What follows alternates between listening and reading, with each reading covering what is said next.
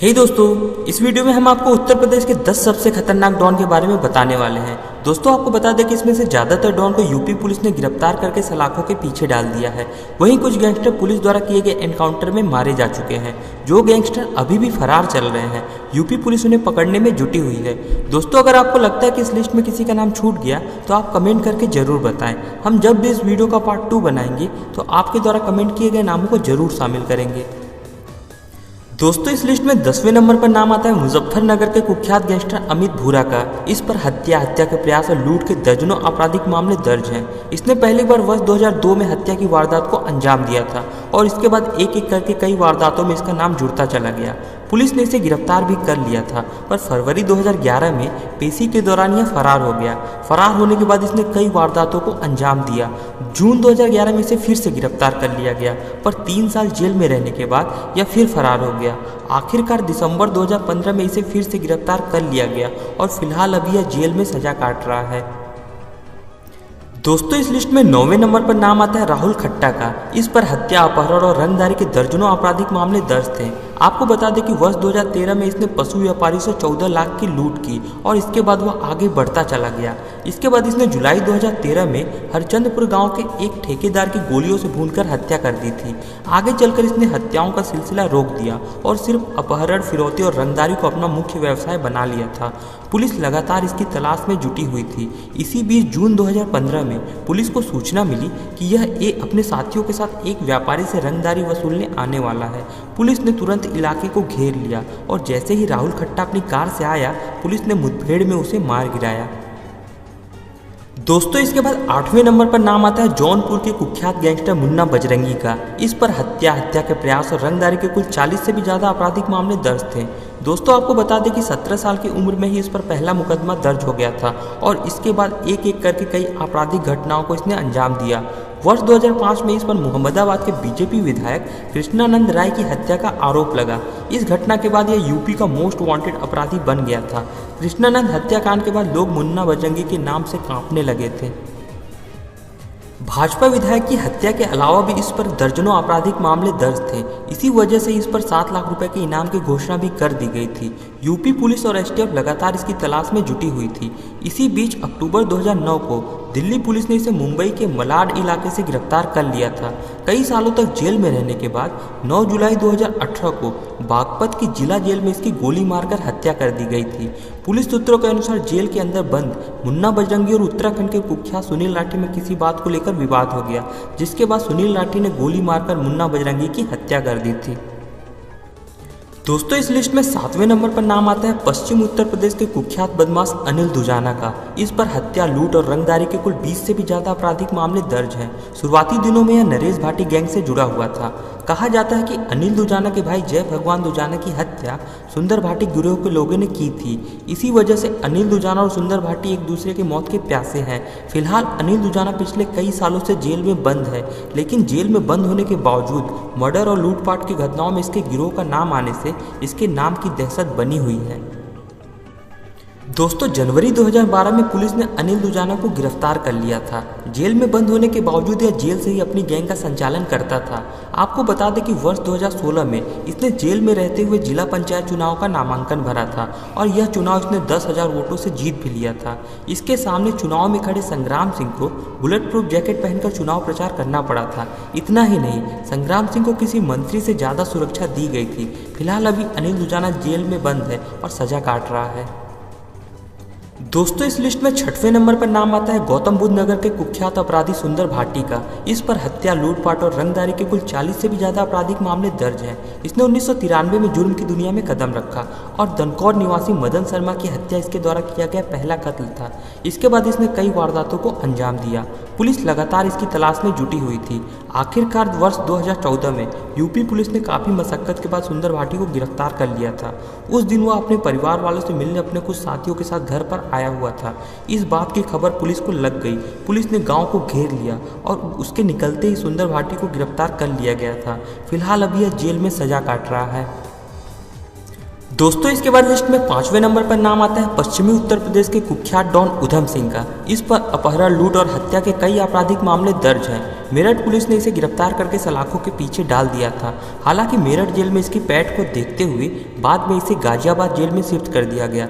दोस्तों आपको बता दें कि वर्ष 2012 में जब इसे गाजियाबाद कोर्ट में पेशी के लिए लाया गया था, उसी समय वकील ड्रेस में आए 3 हथियारबंद बदमाशों ने इस पर गोलियों से हमला कर दिया।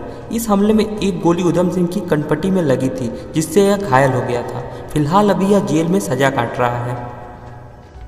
दोस्तों इस लिस्ट में चौथे नंबर पर नाम आता है कुख्यात गैंगस्टर योगेश भदौड़ा का। इस पर लूट, हत्या और अपहरण के कुल 40 से भी ज़्यादा आपराधिक मामले दर्ज हैं।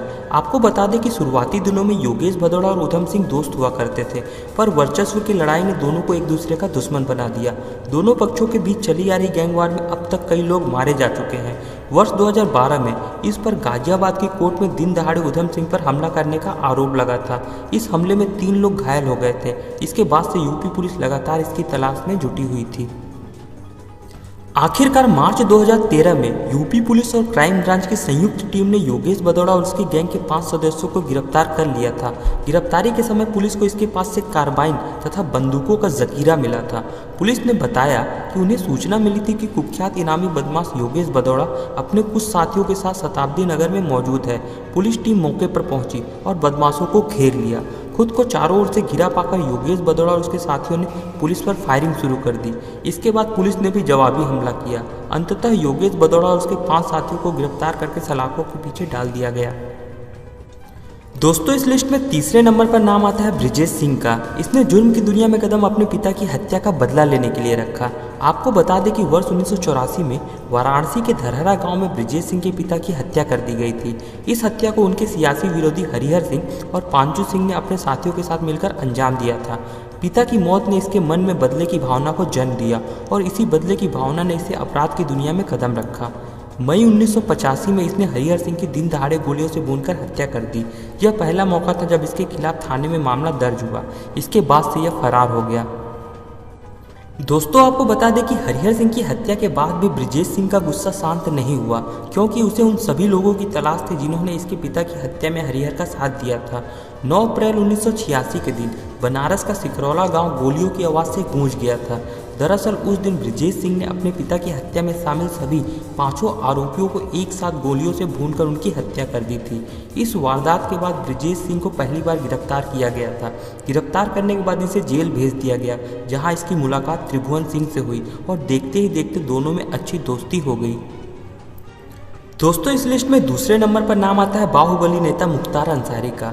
इस पर मर्डर, किडनैपिंग और एक्सटॉर्शन के कुल 40 से भी ज़्यादा आपराधिक मामले दर्ज हैं। आपको बता दें कि इसने 1988 में जुर्म की दुनिया में कदम रखा और मंडी परिषद की ठेकेदारी को लेकर लोकल ठेकेदार सच्चिदानंद की राय की हत्या में पहली बार मुख्तार अंसारी का नाम आया था। इसी दौरान त्रिभुवन सिंह के कांस्टेबल भाई राजेंद्र सिंह की हत्या कर दी गई थी और इस हत्या में भी मुख्तार अंसारी का नाम जुड़ गया था। 1990 के दौरान सरकारी ठेकों को लेकर मुख्तार अंसारी और ब्रिजेश सिंह गैंग के बीच दुश्मनी भी स्टार्ट हो गई थी। दोस्तों एक और मुख्तार अंसारी जहां पिछले 14 सालों से जेल में बंद है, वहीं दूसरी ओर आप उसके परिवार के बारे में जानकर हैरान हो जाएंगे।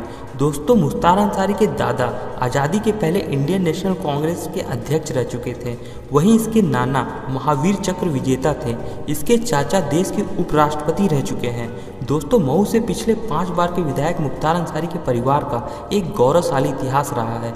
मगर दूसरी ओर मुख्तार अंसारी खुद जुर्म के रास्ते पर चल पड़ा और 40 से भी ज़्यादा आपराधिक वारदातों को अंजाम दे दिया।